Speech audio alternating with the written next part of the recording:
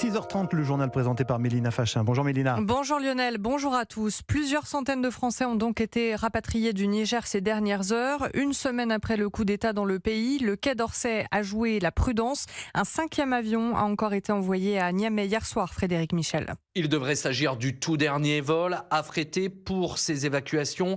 Au total, plus de 600 Français ont souhaité partir. Plusieurs dizaines de ressortissants de différents pays d'Europe et d'Amérique du Nord font également partie de la liste des rapatriés. Une opération dont l'organisation, malgré l'urgence, a été efficace, selon le colonel Pierre Godillère, porte-parole de l'état-major des armées. On peut déjà parler de réactivité dans des délais vraiment contraints. Il faut noter aussi la très bonne coordination de tous les acteurs, et notamment entre les armées et le ministère de l'Europe et des Affaires étrangères. Hier, dans un discours télévisé, le chef de la junte militaire, désormais au pouvoir à Niamey, estimait que les Français n'avaient aucune raison objective de quitter le pays.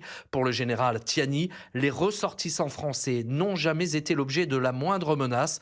Le Niger, ex-colonie française, célèbre aujourd'hui sa fête de l'indépendance, acquise le 3 août 1960. Et alors que sur place, la situation est toujours instable, les États-Unis ordonnent l'évacuation partielle du personnel de leur ambassade.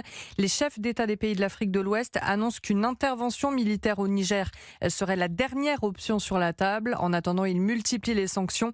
Alors que 70% de l'électricité au Niger provient du Nigeria, ce dernier a coupé son approvisionnement hier.